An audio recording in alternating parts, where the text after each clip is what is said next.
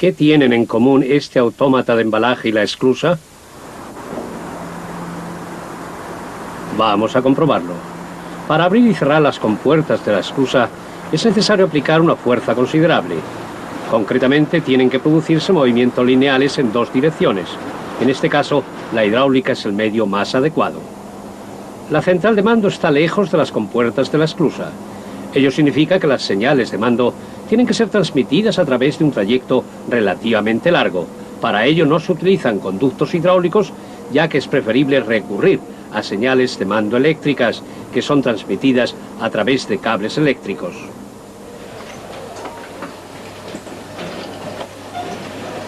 En el caso de este autómata no sería aconsejable utilizar mandos neumáticos para las válvulas, ya que las distancias son demasiado grandes.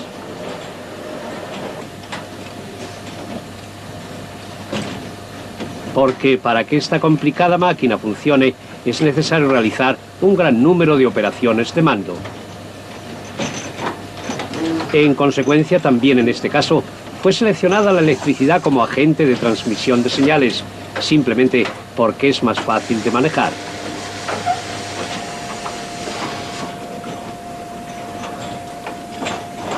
Además, la electricidad es indispensable para que funcionen los sistemas electrónicos de control y regulación y permite conectar la máquina a un sistema de procesamiento de datos.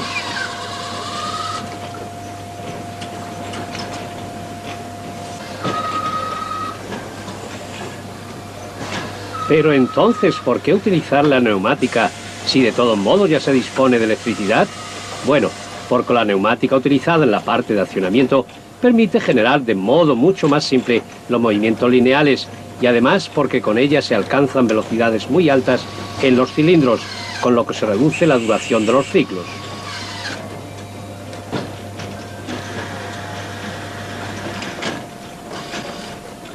En los dos ejemplos hemos podido observar que la energía de los mandos es diferente a la energía utilizada por los elementos de trabajo. Por esta razón, estos sistemas se llaman electroneumáticos y electrohidráulicos, por lo que también son denominados sistemas híbridos.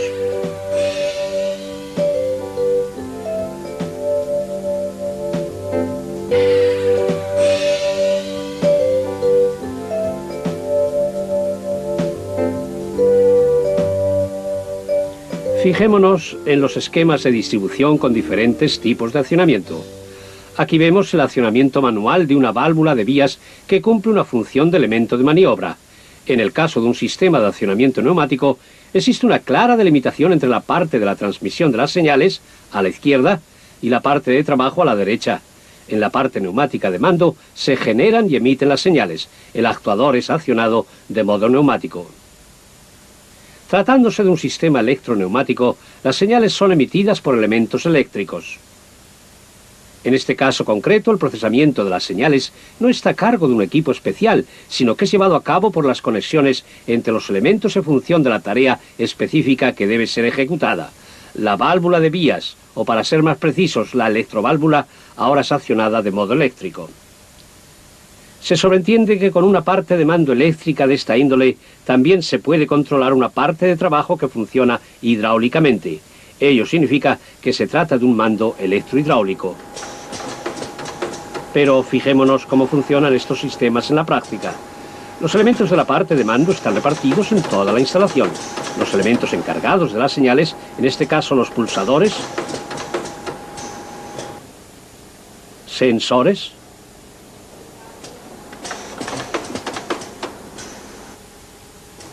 y electroimanes de los cilindros neumáticos, entregan las señales que son procesadas por el sistema de control de la máquina. Desde ahí son activadas las electroválvulas. En consecuencia, este es el punto de contacto entre la parte eléctrica de control de señales y la parte neumática de trabajo.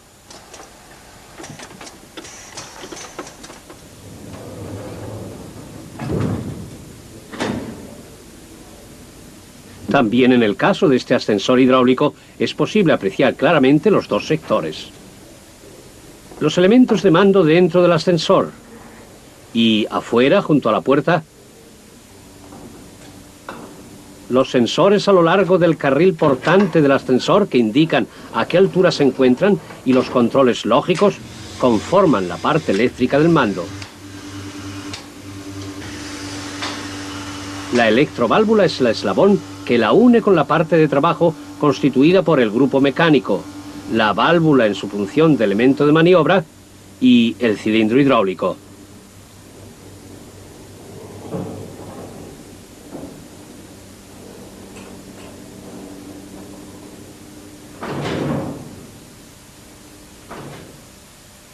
Estos ejemplos demuestran además por qué son necesarios los sistemas híbridos.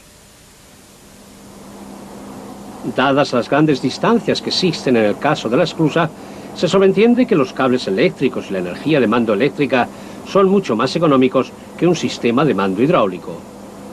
Un complejo como este, la instalación de una parte de mando eléctrica no solamente resulta necesaria debido a la gran cantidad de conductos y unidades de mando, más bien hay que recurrir a un mando electrónico, puesto que solamente con él es posible enlazar sensatamente la gran cantidad de señales que tienen que ser procesadas. En consecuencia, aquí apreciamos un ejemplo de un complejo sistema electroneumático. La parte de trabajo del ascensor tiene que ser capaz de desarrollar fuerzas considerables, lo que por supuesto no es necesario en la parte correspondiente al procesamiento de las señales. Por ello también en este caso un sistema híbrido es la solución correcta, la electrohidráulica.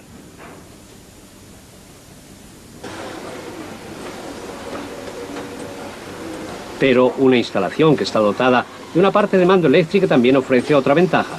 Si la máquina de todos modos dispone de corriente eléctrica, resulta muy sencillo y económico dotarla de sistemas de control y aviso como zumbadores, lámparas o similares.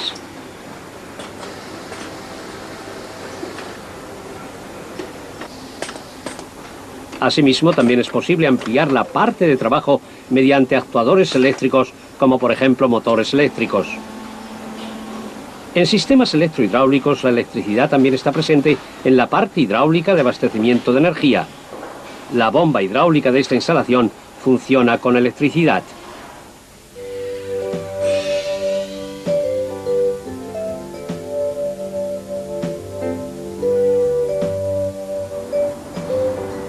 La electricidad es algo común y corriente para nosotros.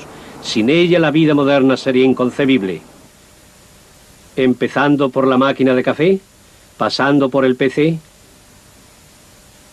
o por la lámpara y llegando hasta las fábricas industriales. Nada funciona sin corriente eléctrica. Pero, ¿qué es la corriente eléctrica? Empecemos haciendo unas comparaciones. En la neumática la fuente de energía es el aire. Y en la hidráulica la fuente de energía es el aceite. También en la electricidad hay una fuente de energía, aunque es invisible. Se trata de la corriente eléctrica, o para ser más precisos, de la corriente de electrones. Hay tres términos que todos conocemos y que definen la corriente eléctrica: tensión, intensidad y resistencia. La tensión eléctrica es identificada con la letra V y se mide en voltios. En todos los aparatos eléctricos se indica la tensión que necesita para funcionar. La intensidad es identificada con la letra I y se mide en amperios. El dato correspondiente indica la cantidad de corriente máxima que puede consumir, por ejemplo, un motor. La resistencia, por su parte, es identificada con la letra R y es medida en ohmios. Este valor indica la resistencia que un elemento consumidor, que a la vez es conductor, opone al paso de la corriente. Estas tres magnitudes se influencian recíprocamente, lo que puede ser expresado mediante una fórmula muy simple: V igual a R por I, lo que significa que la tensión es igual a la resistencia multiplicada por la intensidad, o para expresarlo de una manera que corresponde más a la realidad práctica, corriente igual a tensión entre resistencia, porque normalmente la tensión no se modifica. Esta fórmula tiene un nombre, se trata de la ley de Ohm. Fijémonos en el siguiente experimento. Los elementos blancos son los conductos eléctricos. La tensión es de 24 voltios. La pequeña bombilla tiene una resistencia R constante. Podemos constatar que fluye una corriente I de 84 miliamperios. Si duplicamos la resistencia mediante una segunda bombilla, la fuente de tensión sigue siendo de 24 V.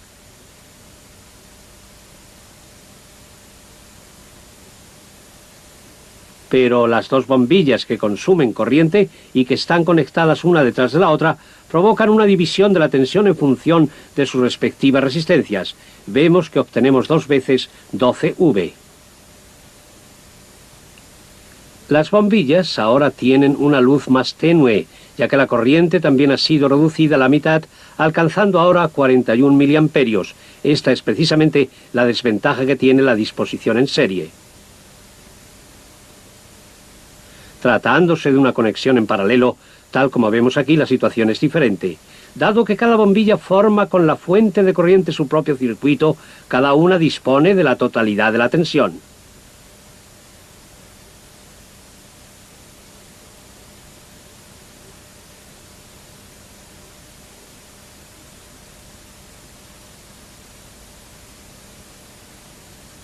Por cada bombilla fluye la totalidad de la corriente eléctrica. Las dos bombillas se iluminan con la misma intensidad que se iluminó la bombilla sola al principio del experimento.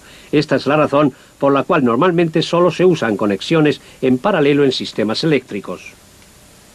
Ya hemos dicho varias veces que fluye corriente, pero ¿por qué fluye? ¿De dónde viene y hacia dónde va? Utilicemos un acumulador como fuente de corriente. Vemos que tiene dos conexiones, o para ser más precisos, dos polos, un polo positivo y un polo negativo.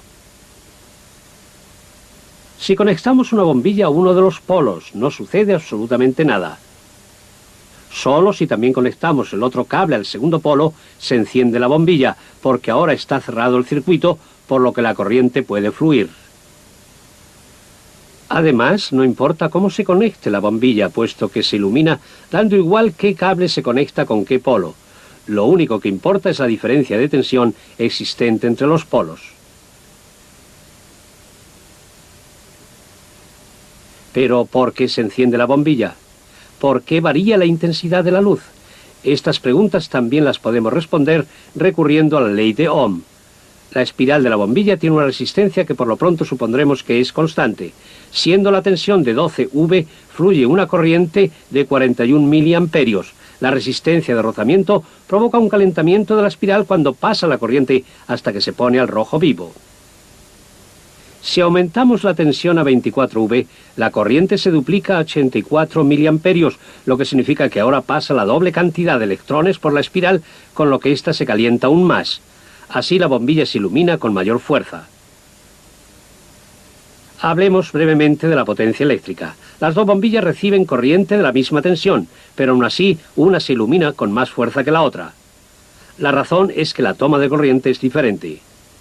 La bombilla menos clara es de 25 vatios, por lo que fluye menos corriente que a través de la bombilla más clara, que es de 60 vatios.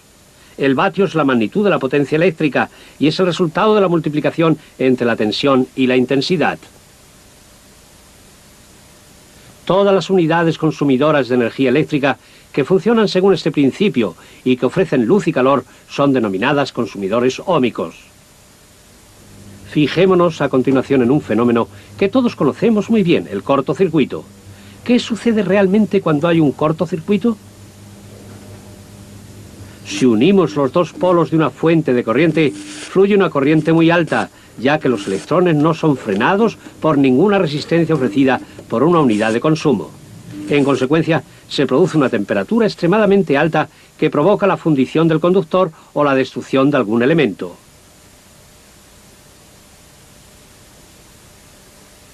¿Cuál es la solución? Integrar fusibles en los circuitos de corriente. Un fusible se funde y así evita que se produzcan otros daños. Entre tanto, hemos conocido dos efectos que tiene la corriente eléctrica, es decir, luz y calor.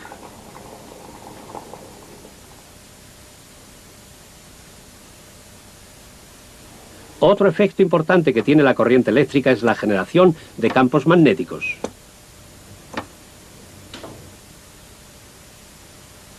Todos los conductos por los que fluye corriente eléctrica crean un campo magnético cuya fuerza depende de la intensidad de dicha corriente. Al devanar el cable para formar una bobina, el campo magnético es mucho más fuerte en su interior. Ahora la fuerza del campo magnético ya no depende solamente de la corriente, sino también de la cantidad de espiras. Si a esta bobina le agregamos en su interior un núcleo de hierro dulce, aumenta considerablemente la fuerza del campo magnético. Este es el principio que hace funcionar a los electroimanes.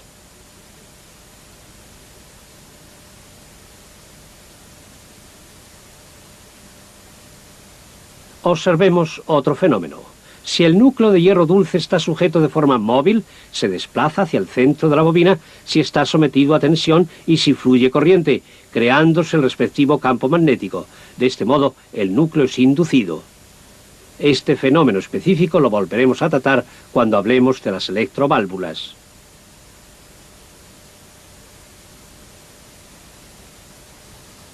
Los campos magnéticos son la forma de energía eléctrica más frecuente en la electroneumática y la electrohidráulica, ya que aparecen en los relés, los contactores electromagnéticos y en las electroválvulas. Se trata de consumidores inductivos, a diferencia de los consumidores óhmicos. A propósito, los motores eléctricos también son consumidores inductivos. Recordemos brevemente cuáles son los peligros de la corriente eléctrica. Antes que nada, siempre deben acatarse las normas de seguridad, puesto que el contacto con piezas sometidas a corriente eléctrica es peligroso e incluso puede ser mortal. Como acabamos de ver, un cortocircuito puede tener consecuencias fatales, ya que puede provocar un incendio o, por ejemplo, destruir las instalaciones. No olvidemos otra regla muy importante. Únicamente el personal técnico especializado debe efectuar trabajos en instalaciones eléctricas. Además, se sobreentiende que los trabajos solo deben realizarse si está cortado el suministro de corriente eléctrica. Continuemos con las normas de seguridad. Los cables de alta tensión obligatoriamente tienen que estar tendidos de tal manera que estén fuera del alcance de personas y que no pueda producirse una descarga. Por eso, los cables eléctricos deben estar aislados y siempre que sea posible se utilizan tensiones pequeñas. Con ello completamos las informaciones básicas sobre la electroneumática y la electrohidráulica, en las que la corriente eléctrica, en su calidad de portadora de la energía para las funciones de control, y el aceite, o respectivamente el aire, en su calidad de portadoras de la energía de trabajo, se complementan idóneamente.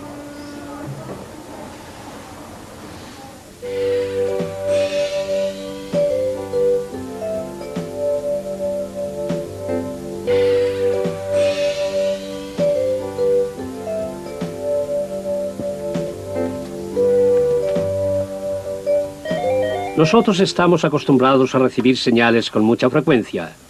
Y también emitimos señales que tienen diversos efectos. Las señales emitidas en instalaciones técnicas tienen la misma finalidad, es decir, tienen como consecuencia un efecto determinado en alguna parte de la máquina.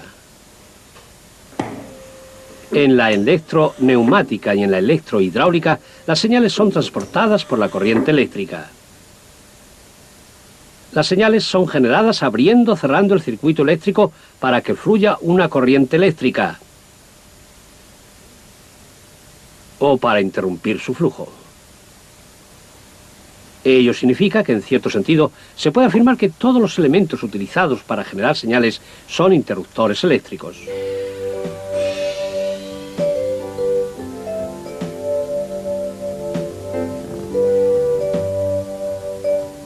Las señales eléctricas son generadas accionando un interruptor.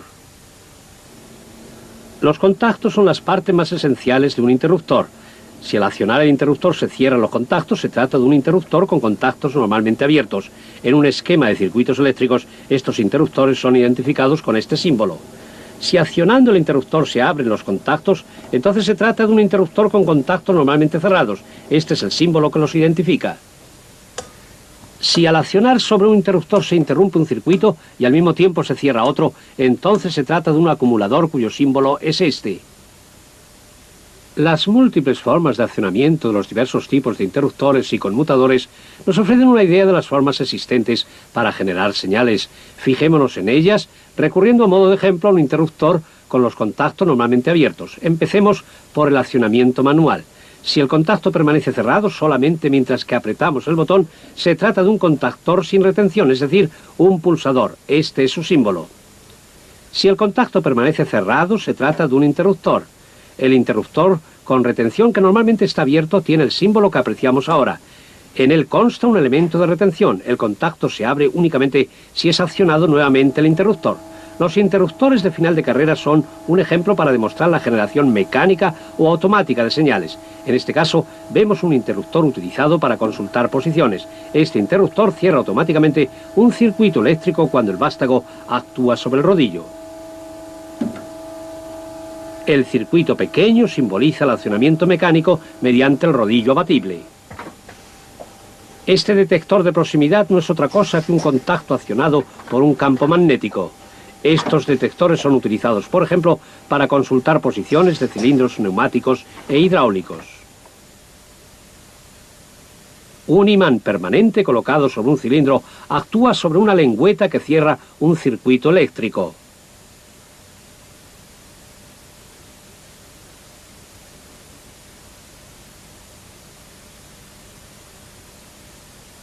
También en este caso un imán permanente colocado sobre el émbolo genera una señal. El campo magnético actúa sobre el campo magnético de un sensor inductivo. La electrónica registra este cambio y cierra o abre un circuito eléctrico.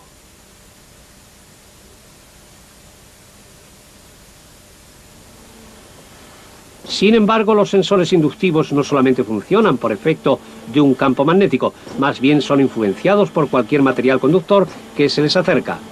Esta propiedad es aprovechada para llevar a cabo una consulta sensorizada de posiciones o de estados. El sensor capacitivo es otro tipo de detector de proximidad. Este sensor es capaz de reconocer incluso materiales que no son conductores. Los cambios que producen esos materiales cuando entran el campo magnético del sensor son evaluados debidamente y provocan una operación de conmutación, lo que significa que se produce una señal eléctrica. Finalmente, la luz también puede emitir señales. En los sensores ópticos, la interrupción o reflexión de un haz de luz son convertidas en señales eléctricas.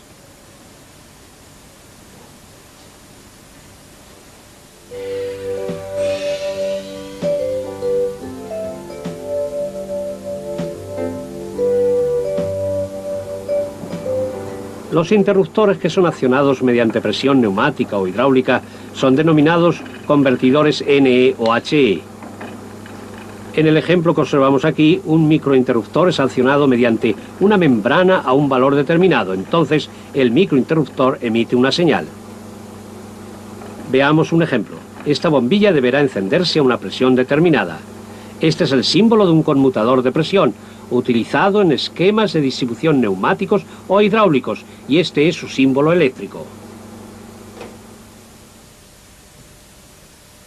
Veamos cómo funciona. La presión actúa sobre una membrana o sobre un émbolo. Una vez que se alcanza determinado nivel de presión, que puede ser regulable, un microinterruptor cierra un circuito y en consecuencia emite una señal. Si se reduce la presión por debajo de un nivel determinado, el conmutador vuelve a interrumpir el circuito. La diferencia entre el punto de conexión y el punto de desconexión es la histéresis del conmutador por presión, que sin embargo puede variar según los márgenes de presión. La causa de la histéresis estriba en la resistencia mecánica que tienen las piezas del conmutador a causa de la fricción. Es importante conocer la histéresis de un conmutador, puesto que no es lo mismo conmutar cuando aumenta la presión que cuando se reduce la presión. El conmutador por presión diferencial es un conmutador por presión de tipo especial. Su función consiste en controlar el grado de suciedad en un filtro de aceite incorporado en un conducto hidráulico sometido a presión. Con ese fin es necesario medir la presión delante y detrás del filtro. El grado de suciedad del filtro se expresa a través de la diferencia de la presión, independientemente del nivel efectivo de la presión. Un conmutador por presión diferencial consta de dos cámaras de presión, separadas entre sí mediante una membrana metálica. Si en la cámara de entrada se produce un aumento de la presión porque aumenta paulatinamente el grado de suciedad en el filtro, la diferencia de presión entre las dos cámaras va siendo mayor también. En consecuencia, la membrana empieza a arquearse y empuja un pasador que va ingresando en el campo magnético de un sensor inductivo. De este modo se emite una señal eléctrica. Todos los elementos emisores de señales mostrados aquí tienen algo en común. Tanto el interruptor manual, el sensor como el conmutador por presión funcionan cuando actúa una fuerza exterior sobre un elemento emisor de señales cerrando o abriendo un circuito eléctrico.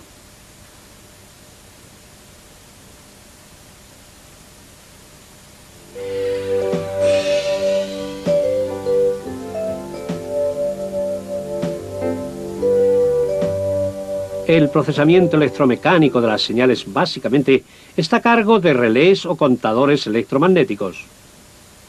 Estas son las partes de un relé: la bobina, el núcleo, el inducido con los contactos.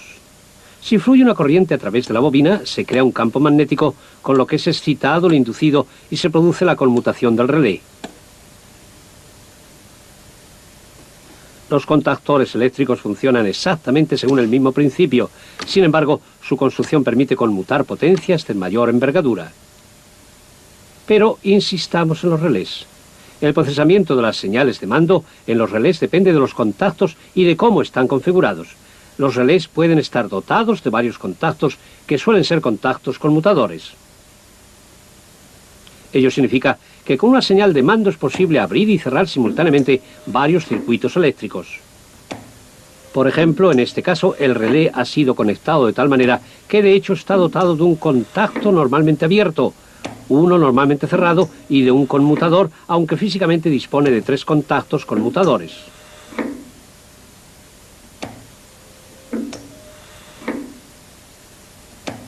Podemos apreciar que pulsando el botón se provocan varias acciones simultáneas totalmente diferentes.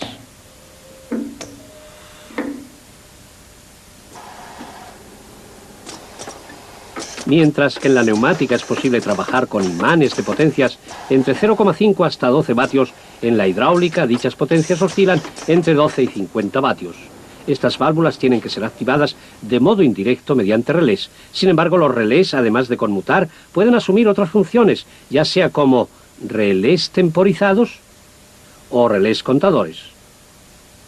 Este relé con retardo de conexión conmuta solo si recibe la señal de mando durante un tiempo determinado previamente definido. La puerta de un ascensor es un buen ejemplo. Una vez que se ha cerrado, el contacto de la puerta transmite una señal. Entonces transcurre un tiempo breve hasta que el ascensor se pone en movimiento. Tratándose de un relé con retardo de desconexión, la situación es exactamente al revés. Si se interrumpe la tensión de mando en la bobina, transcurre un tiempo determinado hasta que conmuta el relé. Este tipo de relés se utiliza, por ejemplo, en los automóviles. El contacto en la puerta interrumpe un circuito eléctrico y poco después el relé se encarga de apagar la luz del habitáculo.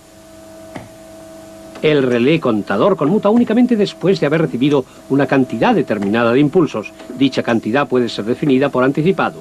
Estos relés son utilizados, por ejemplo, si es necesario repetir varias veces un proceso antes de proceder al siguiente, tal como sucede en este caso. El cilindro hidráulico solo deberá ponerse en funcionamiento después de haberse accionado 3 veces el cilindro neumático. El relé cuenta los impulsos provenientes del interruptor de final de carrera de uno de los cilindros. Solo después de alcanzarse la cantidad de impulsos previamente definidos es activada la electroválvula del otro cilindro.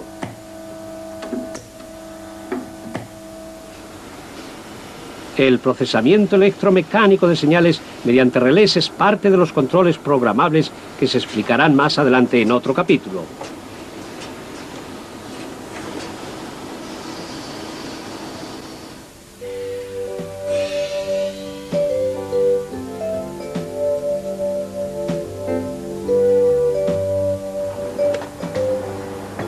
En instalaciones electroneumáticas y electrohidráulicas, las señales eléctricas de la parte de mando tienen que ser transformadas en acciones neumáticas o hidráulicas en la parte de trabajo.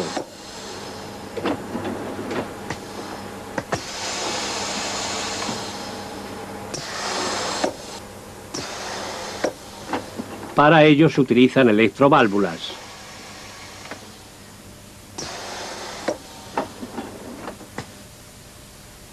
Las electroválvulas son elementos actuadores, por lo que sus funciones son las mismas que las válvulas de vías neumáticas o hidráulicas. La diferencia estriba en la forma de su accionamiento. Las electroválvulas son accionadas eléctricamente. Aquí vemos un convertidor E-N, lo que significa que una señal eléctrica provoca una acción neumática.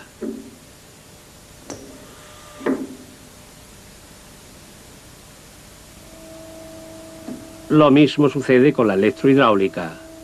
En este caso, la señal eléctrica es transformada para ejecutar una acción hidráulica.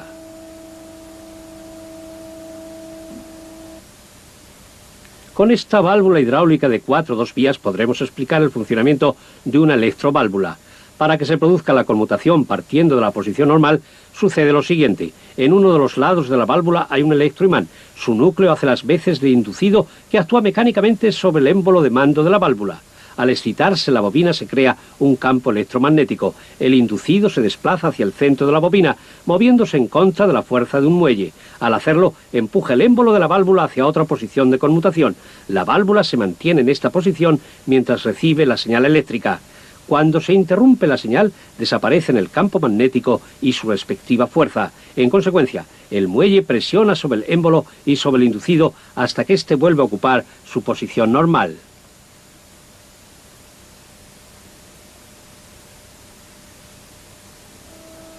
Fijémonos en una aplicación real. Un pulsador, una electroválvula, un cilindro hidráulico. Al ser emitida la señal, avanza el cilindro. El diodo luminoso indica que fluye corriente, lo que significa que existe una señal. Ahora, transcurrido algún tiempo, el cilindro retrocede. Y estos son los símbolos.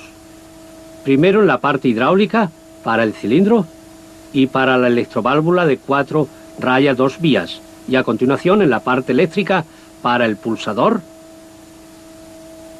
y nuevamente para la electroválvula, aunque diferente ya que se trata de un símbolo eléctrico.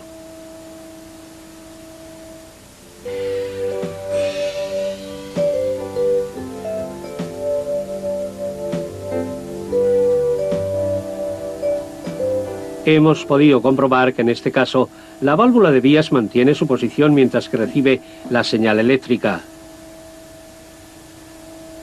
En este caso la situación es diferente. Un breve impulso es suficiente para que conmute la válvula y el cilindro avance, y entonces no sucede nada. Por decirlo así, la señal queda memorizada. Únicamente cuando la otra bobina recibe un impulso, la válvula conmuta nuevamente, con lo que el cilindro retrocede. Tal como podemos apreciar, esta instalación está dotada de un segundo pulsador y además cuenta con una válvula más. Esta válvula de 4 o 2 vías se diferencia de la anterior por no disponer de un muelle de reposición. Sin embargo, cuenta con un segundo electroimán. La válvula conmuta alternadamente, recibiendo cada vez un impulso. Por eso se llama electroválvula de impulsos. Si los dos impulsos son simultáneos, la electroválvula no varía su estado.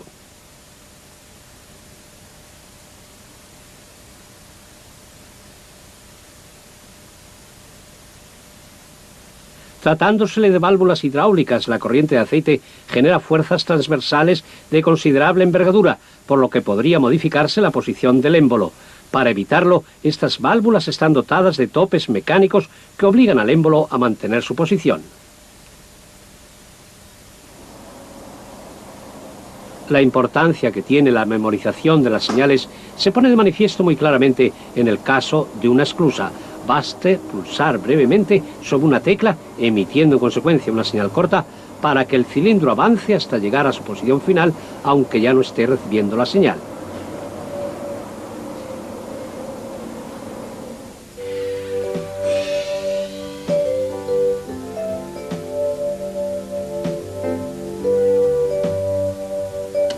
Cuando conmutan las válvulas de vías es necesario superar las fuerzas causadas por muelles, fricciones, fuerzas laterales y fuerzas de cierre. En consecuencia, las electroválvulas tienen que disponer de una potencia suficiente. Además, para que una electroválvula funcione de modo fiable, es necesario limitar el calor generado por los electroimanes. La solución consiste en utilizar electroimanes de dimensiones lo más pequeñas posibles. Para obtener la fuerza necesaria para efectuar la conmutación de válvulas de vías de mayor tamaño, es posible recurrir a la energía útil del aire o aceite sometidos a presión. Este procedimiento es denominado servopilotaje.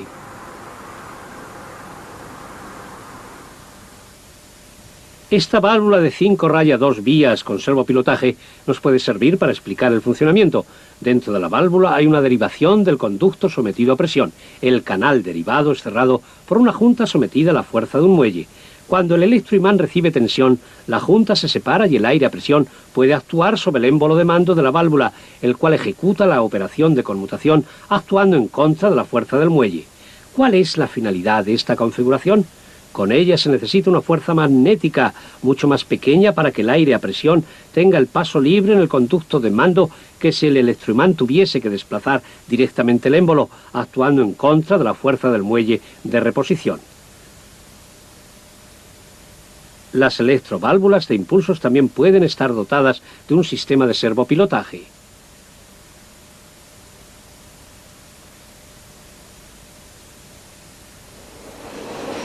El servopilotaje es utilizado en la electroneumática para poder utilizar electroimanes lo menos potentes posible, que también pueden ser accionados directamente por un sistema de mando electrónico.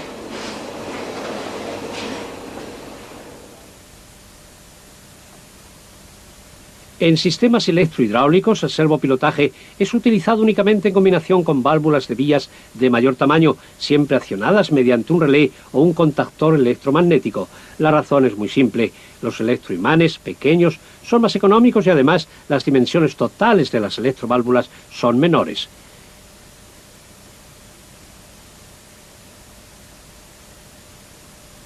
Existen dos tipos de servopilotaje. La válvula auxiliar de servopilotaje actúa sobre la válvula funcional recurriendo a la presión de trabajo normal del aceite hidráulico o aprovechando una presión inferior, alimentada a través de un conducto por separado. De este modo se consigue una operación de conmutación más suave en la válvula de vías.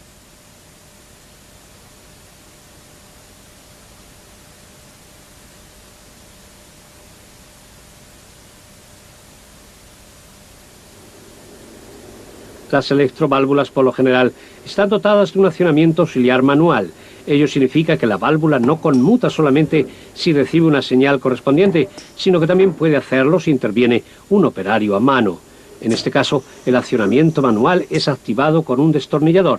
El accionamiento manual es utilizado para realizar los ajustes necesarios o para controlar el buen funcionamiento de la válvula.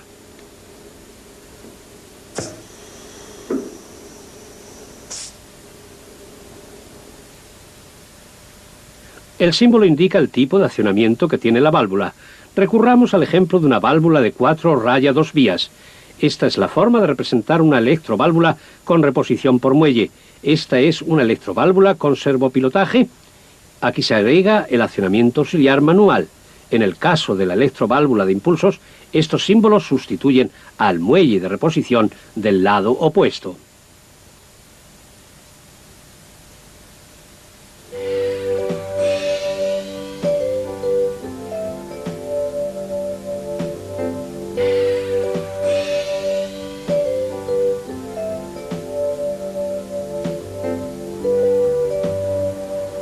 La estructura y el funcionamiento de todas las instalaciones y máquinas industriales son explicados mediante esquemas de distribución. Estos esquemas son indispensables para llevar a cabo los trabajos de montaje, mantenimiento y reparación. En la electroneumática y en la electrohidráulica se utilizan respectivamente dos esquemas: el esquema neumático, el esquema hidráulico y los esquemas de circuitos eléctricos.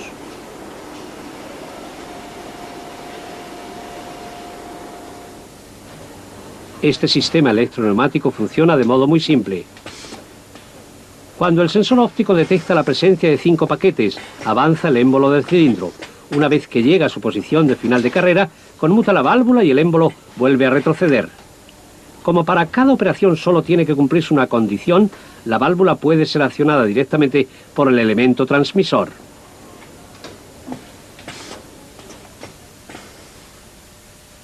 El esquema de un sistema neumático similar muestra un cilindro de doble efecto y una válvula de impulsos de 5 raya 2 vías. Este es el esquema de circuitos correspondiente. Podemos apreciar dos circuitos con una tensión de 24 V.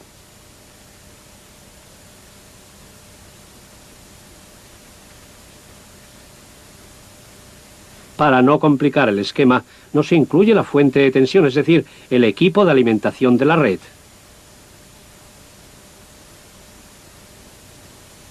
Pulsando las teclas S1 se excita la bobina Y1. Con la tecla S1 se conmuta la válvula y el cilindro avanza. Cuando llega a su posición final, el émbolo actúa sobre el interruptor de final de carrera S2. Entonces, se cierra el otro circuito, con lo que se excita la bobina Y2.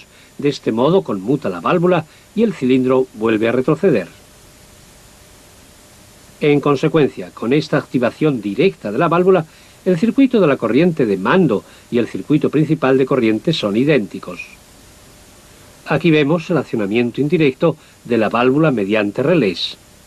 Si cerramos el contacto S1 del pulsador del primer circuito, se excita la bobina del relé K1 y en el circuito 3 se cierra el contacto K1. La bobina Y1 se excita y actúa sobre la válvula. El cilindro avanza y al alcanzar su posición de final actúa sobre el interruptor de final de carrera S2.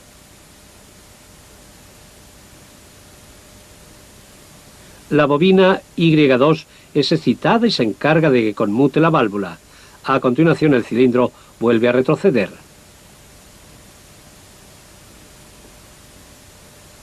Si se desea agregar una indicación óptica para recibir la confirmación de la emisión de la señal necesaria para que avance el cilindro, deberá incorporarse un segundo interruptor normalmente abierto y conectarlo al relé. Entonces el segundo contacto K1 se encarga de iluminar el testigo. Cada uno de los elementos está debidamente identificado. De este modo también es fácil establecer un nexo entre el esquema de circuitos y los esquemas neumáticos o hidráulicos. Podemos observar además que todos los elementos transmisores de señales están debidamente marcados e identificados en los esquemas de distribución. Aquí vemos que el esquema de circuitos consta de dos partes. En la izquierda están incluidas las entradas de señales. En la derecha se ven las salidas de las señales con sus respectivos efectos. De esta manera se cuenta con una documentación completa y clara de todas las funciones y de todos los procesos, incluso de las instalaciones más complejas. Esta instalación hidráulica funciona según el principio antes explicado. Las dimensiones exigen el uso de electroválvulas grandes, por lo que es necesario trabajar con corriente eléctrica de mayor potencia. En consecuencia, las válvulas tienen que ser accionadas de modo indirecto mediante relés.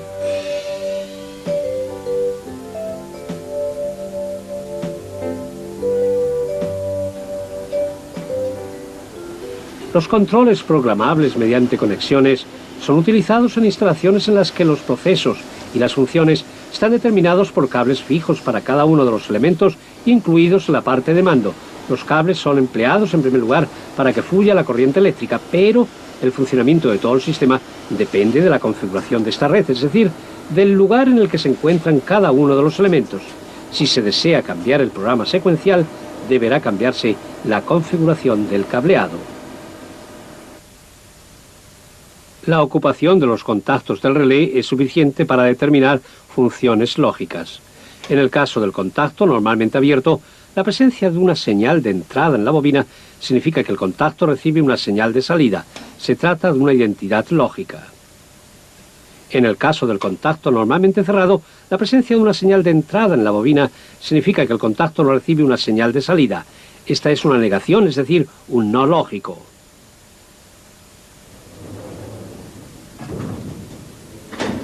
Este ascensor nos permite ver enlaces lógicos por programación mediante conexiones de mando de una instalación hidráulica.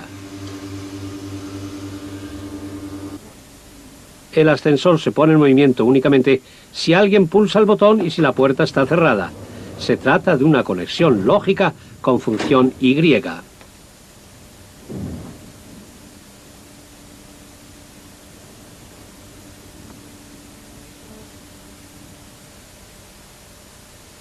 Fijémonos en el esquema de distribución correspondiente. Si los dos elementos de conmutación y sus respectivos interruptores normalmente abiertos están conectados en serie, es decir, uno detrás del otro, entonces la corriente eléctrica solamente puede fluir si ambos contactos están cerrados. En consecuencia, se trata de una función de Y. que se refiere al botón, y de contacto de la puerta. También este es un enlace lógico. El ascensor puede ponerse en movimiento desde el interior o desde el exterior. En el esquema podemos ver nuevamente dos interruptores normalmente abiertos, pero esta vez están conectados en paralelo. En consecuencia, es suficiente cerrar o uno o el otro para que fluya la corriente. En consecuencia, se trata de un enlace lógico con la función de O.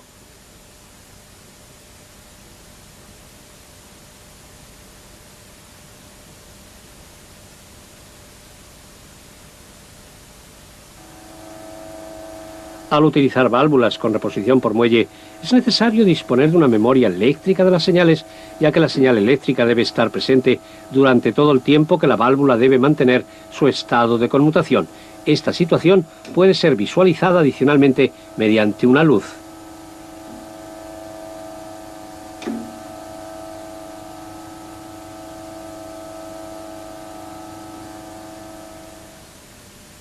Esta tarea se puede solucionar fácilmente mediante una conexión de autorretención del relé.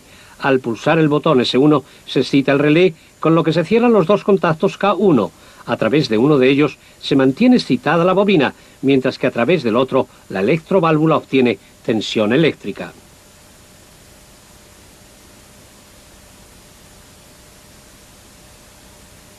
Ello significa que el relé se mantiene excitado incluso si vuelve a abrir el contacto S1. Esta situación no varía hasta que se abre nuevamente el contacto S2. Si S1 y S2 son accionados al mismo tiempo, la bobina de relé se mantiene excitada. Ello significa que aquí vemos una autorretención en la que prevalece la excitación.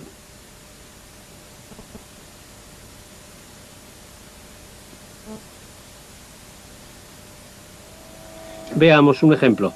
En estas conexiones se mantiene la señal de on, incluso si al mismo tiempo se emite la señal de off, lo que significa que una máquina, por ejemplo, siempre concluye un ciclo completo de trabajo. También, en este caso, estamos ante un sistema con autorretención.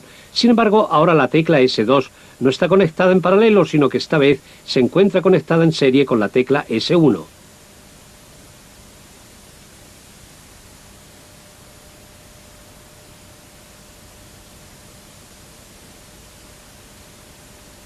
En consecuencia, el circuito siempre queda interrumpido cuando se pulsa la tecla S2, dando igual la posición de la tecla S1.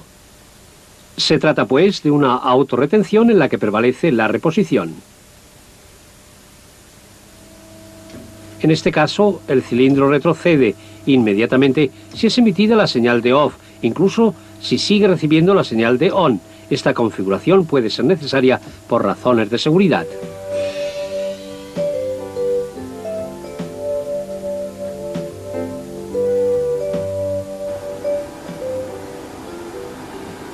Las funciones que asumen los cables conectados a esta máquina también pueden estar a cargo de un control lógico programable, un PLC, el cual está a cargo de los enlaces y del procesamiento de las señales.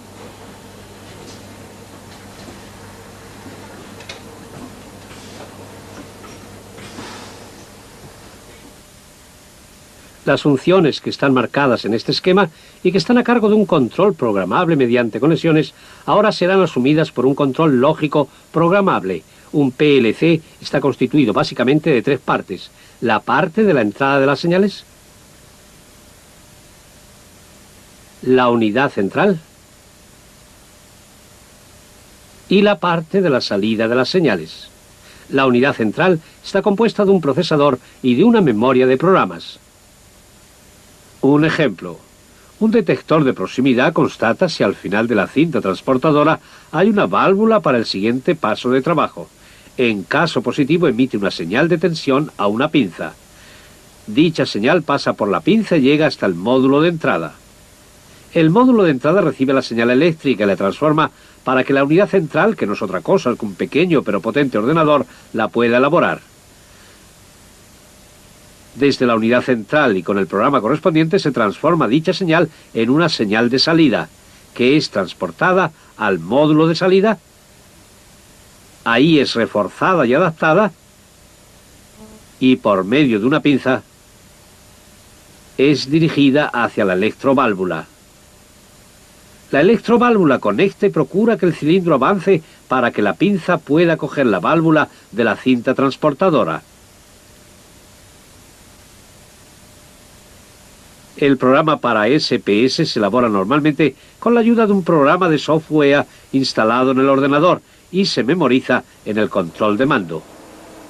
SPS es un elemento de control ideal para los equipos electroneumáticos y electrohidráulicos debido a su fiabilidad y poco espacio.